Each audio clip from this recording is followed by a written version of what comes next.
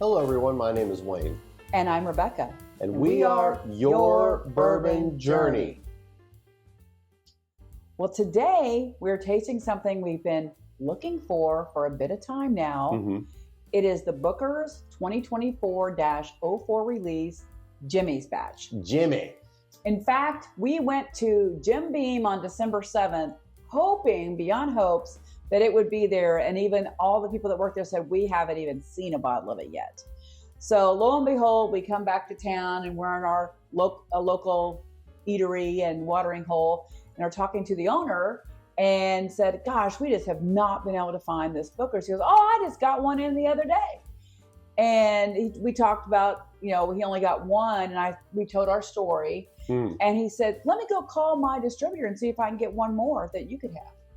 So I'll say his name, Adam, went ahead. While we were there, he got on the phone. He walked out a minute later and he goes, I got another bottle. It'll be here tomorrow. Yeah. So, Archie and Clyde's, Adam, it's a great restaurant in Newburgh, Indiana. We go there quite a bit. At least once a week.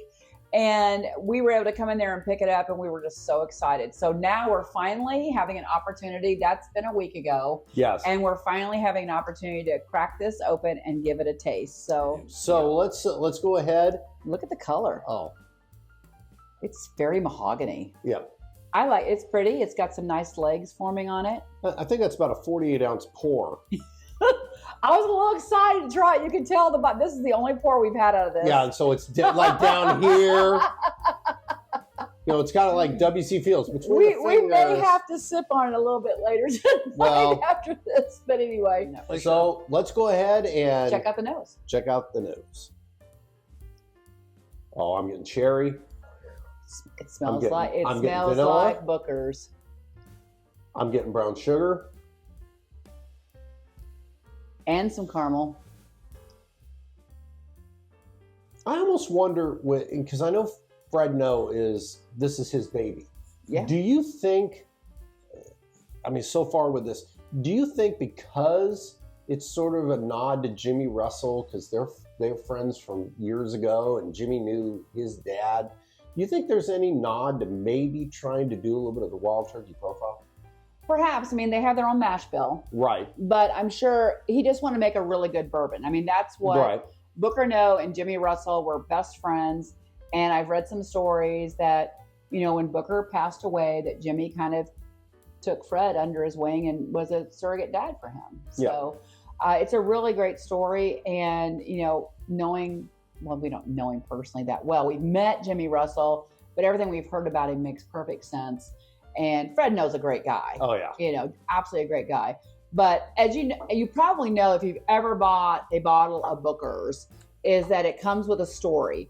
And this one is all a nod to that, right? It's all a nod to, how they worked together, how they were friends, how important he was in Fred Noe's life. And it just seemed time to do this nod to Jimmy Russell. It's in light of, as you know, that we've done the video on that too. This is Jimmy Russell's 70th year in the industry. So it made sense a lot that they wanted to do a nod for this one. So I think there's a lot of crossover here happening, but it's still going to be Jim Beam products. Oh yeah, well, absolutely. But they go through looking for barrels that are going to make sense for each batch of Booker's. They're, looking for things for a certain profile. I do know at some point that I want Fred Noe and Jimmy Russell to sign this bottle. That would be great. And it'll probably be gone by then, but we'll have an empty bottle signing. We will attempt to do that. So let's go ahead and do what we've really wanted to do for a week, since we knew that from the time we knew this was going to come. Here we go. Been waiting for this for a while. Cheers. Yeah.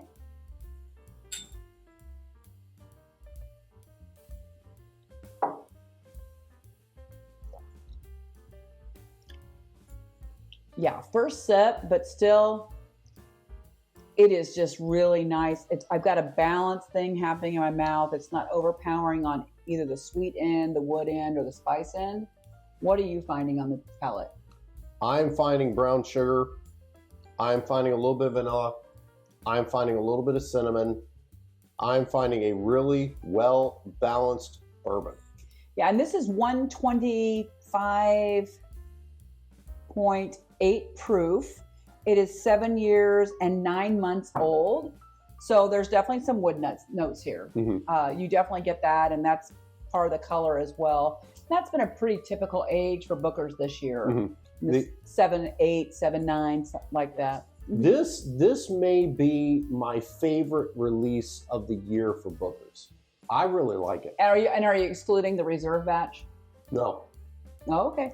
I've had so little of the reserve batch that I don't think I can measure it, because we've never done a formal tasting on the reserve batch. We need to do that. We'll have to do that for all of our dozens and dozens of fans out there in YouTube land.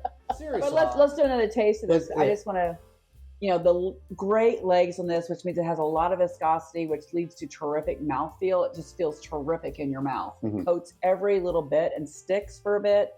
And that's not in a bad way. But if you like bourbon, you know what we're saying. But again, like you said, it matches the nose so much with the caramel vanilla and the cinnamon and brown sugar and a little bit of spice in there. It's just great. Now, there's something we're not mentioning. What's that? With it. Because normally I think when we did our last Booker's taste, and I don't know if we did on camera or not, I kept talking about, we did? Okay. Yeah, that was one of our early videos for our YouTube channel. Because talked a lot about peanuts. I'm not getting a lot of peanut on this. I'm not getting peanuts on this. And that's where I'm sitting there and I'm thinking, I am really thinking that Fred Noe picked barrels specifically to almost be this tip of the hat to Wild Turkey and this relationship. It's fantastic. I mean, I could sit. This is one of those, as Michael Veach would say. Yes. You make a really large pour and you sit down by the fire and read a book all night. Because you just kind of want to sit here like this while you're reading a book and just let it. You don't even have to be taking sips of it. If you're just, I wish you guys had smell-o-vision if you have not smelled it. Oh yeah. It is such a good aroma. And the taste matches. Again, I get so frustrated when there's a great nose on something and you don't get it on your palate. So let's take an official taste to really talk about the finish. Okay.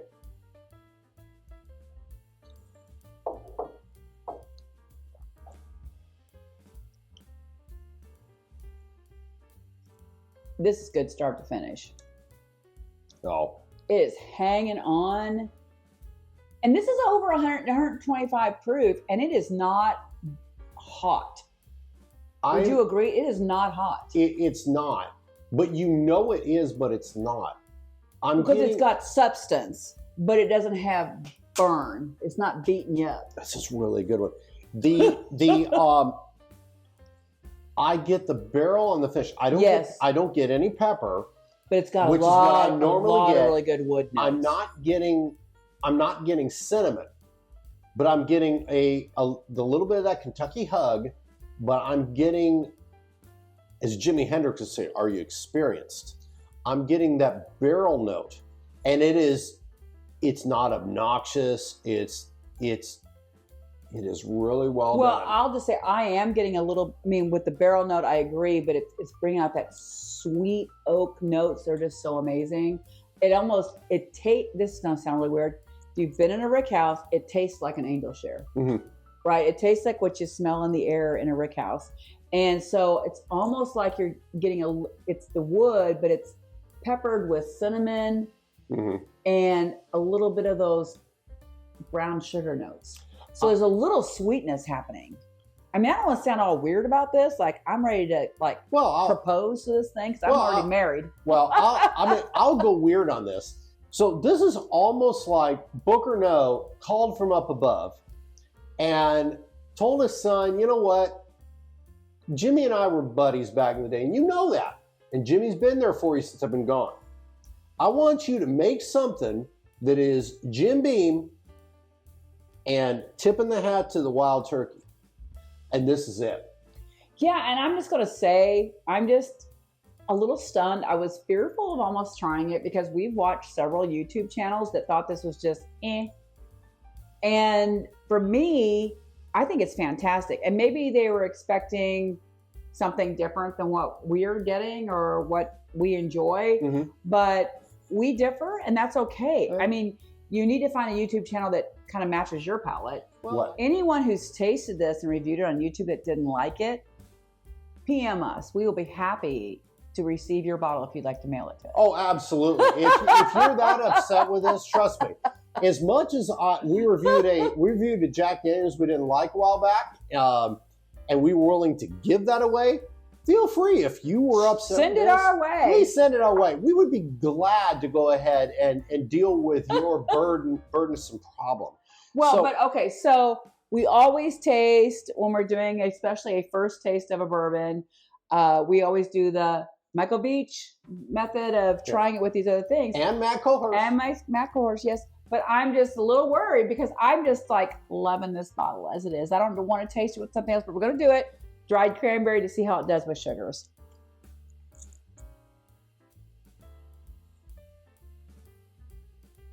That's not terrible.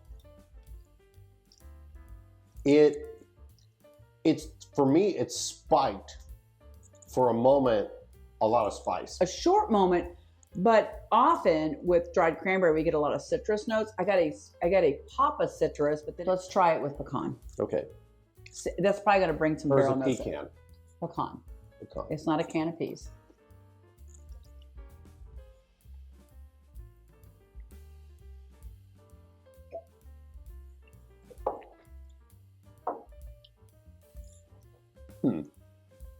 It's bringing more of that barrel forward. Mm-hmm.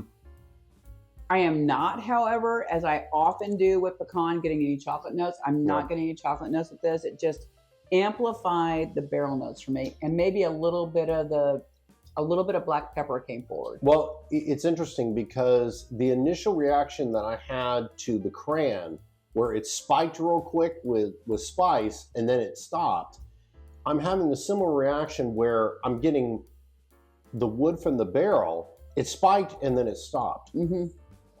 Let's try the dark chocolate and see how that works.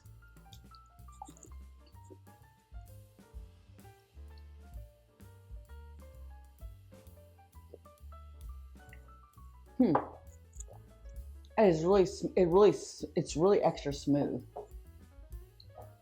And I don't get that heavy spike that you often get for the peppery stuff with chocolate. What are you getting? Well, I'm actually, in this case, it did, for my palate, did the same thing. I had a spike of spice at the beginning. And it basically kind of flattened out and mellowed a little bit. It did the same thing for me with each thing. So one of the things we'd like to do when we're first tasting a spirit is determine if we have people over, would we have it with an appetizer? Which means it would go well with that cranberry. Would it be good with the main course, which is when it would probably pair well with pecan, or be great with a dessert round, which means it probably went well with the dark chocolate. And for me, this needs to stand alone. Mm-hmm. This is so good on its own. It wasn't terrible with anything, but you need to embrace this for the spirit that it is, as it was bottled. I think the only thing, and we don't do this on camera, of course, the only thing I would possibly pair this with would be a cigar. And I would have to we would have to have several pours of it and a backup bottle. And well, true. Because I don't like to smoke a cigar with anything I don't have a backup bottle of, because I don't want to, you know. And and I would be curious. Michael Veach is big into pairing cigars with bourbon. I would really be curious if Michael does see this, what he would pair this with as far as cigar. But to me, I agree with you, honey. This is a standalone bourbon. You don't serve it with any course of a meal. You either serve it at the beginning, or you were basically afterward drinking it alone, or you were smoking a cigar and chewing the fat afterward. Yeah, it's just really good. And I just highly recommend that you just enjoy it in its natural format. And I would really encourage people to go ahead and find this one. I do think this is a special bottle. I really think that this was a nod to a long-term relationship. And people. Oh, absolutely. It says so on the card. Yeah, and people that were attempting to keep bourbon on the map. Yep. An American spirit. Anyway, cheers to Fred Noe for making an awesome bourbon, acknowledging a friendship and relationship that went back many years. Cheers. Cheers.